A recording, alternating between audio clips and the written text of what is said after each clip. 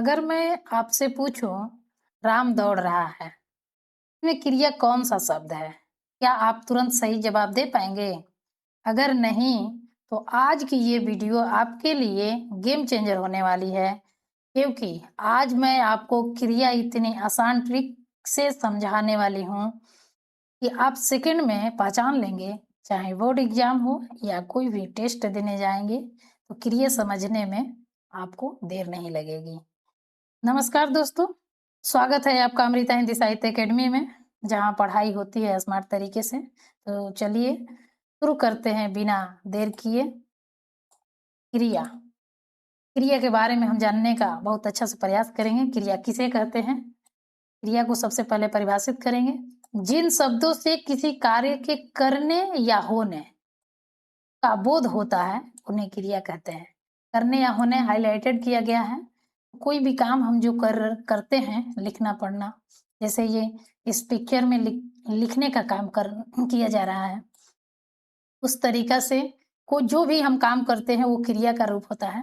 उदाहरण में खाना, पीना, सोना, पढ़ना, लिखना आदि। तो इसमें अब धातु, क्रिया के मूल रूप को धातु कहते हैं। तो धातु में जो ना प्रत्यय लगा रहता है, ना प्रत्यय लगने से क्रिया का सामान्य रूप बनता है। यानी ना जो है ये धातु का काम करता है। जैसे पढ़, धातु प्लस ना लग गया, उसमें पढ़ना क्रिया बन गया। उसी प्रकार से जो भी है पीना, पी प्लस ना, सो प्लस ना, तो ये सब क्रिया बन जाता है। क्रिया के मुख्य भेद देखेंगे। क्रिया के मुख्य भेद एक कर्म के आधार पे होता है, दूसरा संरचना के आधार पे, और तीसरा काल के आधार पे होता है। तो कर्म के आधार पे दो भेद होता है, एक सकर्मक और दूसरा अकर्मक क्रिया। ये वर्गीकरण कर्म ऑब्जेक्ट की उपस्थिति पर किया जाता है कि किसमें, सकर्मक में कर्म उपस्थित होते हैं और अकर्मक में कर्म उपस्थित नहीं होते हैं। संयुक्त प्रणयार्थ यानी पूर्वकालिक आदि, यह वाक्यों के निर्माण शैली पर आधारित होता है। जो संरचना के आधार पर क्रिया के भेद होता है, इसमें 3 को दिया है, संयुक्त, प्रणयार्थ और पूर्वकालिक। और काल के आधार पर दिया है 3, भूतकालिक, वर्तमान कालिक और भविष्यकालिक क्रियाएं। और आगे देखेंगे कि क्रिया सकर्मक और अकर्मक रूप में कैसे हैं।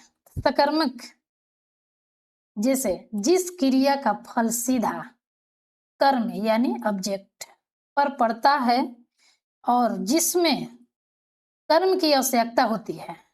मैं अभी बोली हूँ कि जिसमें कर्म होता है वो सकर्मक होता है, और जिसमें कर्म नहीं होता है वो अकर्मक होता है।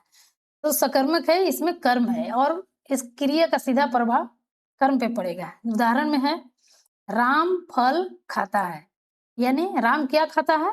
फल खाता है।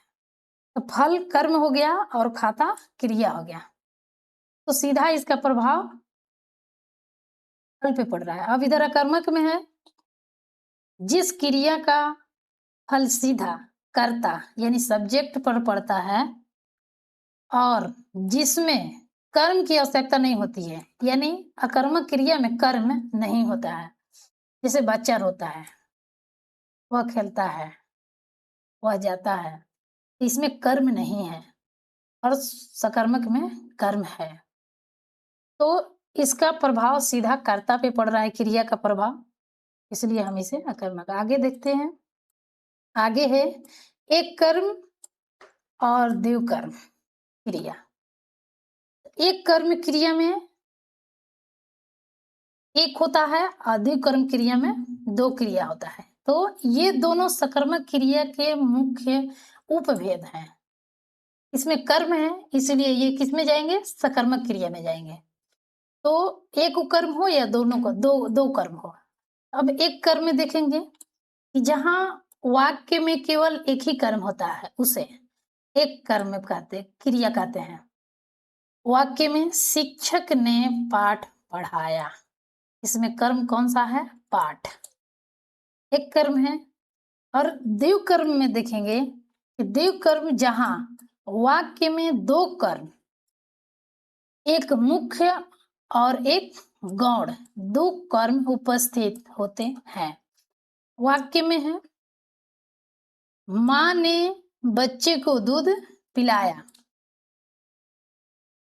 बच्चे को दूध पिलाया, तो बच्चे को यानी कर्म और दूध दो को हो गया। माँ ने बच्चे को दूध पिलाया, बच्चे को भी कर्म हो गया और दूध भी कर्म हो गया, अब पिलाया क्रिया हो गया। अब आगे देखेंगे संयुक्त क्रिया। संयुक्त क्रिया में को पहले परिभाषित करेंगे। जब दो या दो से अधिक भिन्न भिन्न क्रियाएं मिलकर एक पूर्ण क्रिया का निर्माण करती है, उसे संयुक्त क्रिया कहते हैं। विशेषता में इसमें पहली क्रिया मुख्य होती है और दूसरी क्रिया उसके अर्थ के विशेषता उत्पन्न करती है, जैसे रजक क्रिया भी उसे कहते हैं। उदाहरण में वह खाना खा चुका है, यहाँ खा चुका और है मिलकर पूर्ण क्रिया बन रहे हैं। दोनों खा चुका है, दोनों मिल करके पूर्ण क्रिया, एक सहायक हो गया और एक मुख्य क्रिया हो गया। आगे प्रणणार्थ क्रिया। प्रणणार्थ क्रिया जब कर्ता स्वयं कार्य न करके किसी अन्य को कार्य करने की प्रेरणा देता है या करवाता है, उसे प्रणणार्थ क्रिया कहते हैं। इसके दो रूप होते हैं। एक प्रथम प्रेरणार्थक स्वयं मिल करके होकर प्रेरणा देना, मैंने शामिल होकर प्रेरणा देना उसमें, और दूसरा में है द्वितीय प्रेरणार्थ क्रिया, किसी अन्य से कार्य करवाना, अन्य से कार्य करवाना, जैसे माँ नौकरानी से बच्चे को सुलवाती है, और पहला में है कि माँ बच्चे को सुलाती है। तो दोनों में अंतर है, एक दूसरे से करवाना और स्वयं को करना। तो वो पहला में है प्रथम प्रेरणार्थक, और मैं ही प्रेरणार्थक हूँ जो खुद के काम कर रही हूँ, और द्वितीय प्रेरणार्थक में हम दूसरे से काम करवा रहे हैं। ठीक है, आगे देखते हैं। आगे है कि पूर्वकालिक और तत्कालिक क्रिया।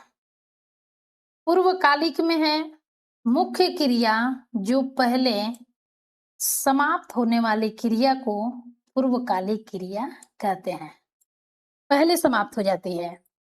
इसमें धातु के साथ अक्सर कर लगाकर होता है, कर लगा होता है, धातु के साथ हमेशा कर लगा होता है। जैसे वह खाना खाकर सो गया, तो खाना खाकर यानी खा क्रिया हो गया, कर उसमें लग गया, सॉरी खा धातु हो गया और कर लग गया उसका प्रत्यय, तो हो गया खाकर। और तत्कालिक क्रिया में जब एक क्रिया के समाप्त होते हैं तुरंत दूसरी क्रिया घटित हो, इसमें अक्सर ते ही प्रत्यय का प्रयोग होता है, उसे हम तत्कालिक क्रिया कहते हैं। उदाहरण में शेर को देखते ही वह भाग गया, देखते ही वह भाग गया, देखते क्रिया ही लगा है उसमें प्रत्यय। तो इस प्रकार से पूर्वकालिक और तत्कालिक क्रिया दोनों हम लोग देखें। अब आगे देखेंगे कि सहायक क्रिया। सहायक क्रिया कौन सा क्रिया होती है? जो क्रिया मुख्य क्रिया के अर्थ को स्पष्ट और पूर्ण करने में सहायता करती है, उसे सहायक क्रिया कहते हैं। यह वाक्य के काल यानी टेंस का भी बोध कराती है। उदाहरण में राम पुस्तक पढ़ रहा है, इसमें पता चल रहा है कि पढ़ रहा है, अभी पढ़ रहा है। मैं कल जा रहा था, कल जा रहा था यानी बीत चुका। और इसमें है, हूँ, था, थे, रहे हैं, इसमें सहायक क्रिया कहलाता है। जिसके अंत में है, हूँ, था, थे लगा रहता है उसे सहायक क्रिया कहते हैं। तो दोस्तों आज हमने क्रिया को बहुत ही आसान भाषा में समझा। उम्मीद है कि अब आपको क्रिया पहचानने में कोई परेशानी नहीं होगी। अगर यह वीडियो आपके लिए उपयोगी रही हो तो वीडियो को लाइक करें और अपने दोस्तों के साथ शेयर करें। अमृता हिंदी साहित्य एकेडमी को सब्सक्राइब करना ना भूलें। और इतना ही कह के धन्यवाद। मिलेंगे अगले वीडियो में।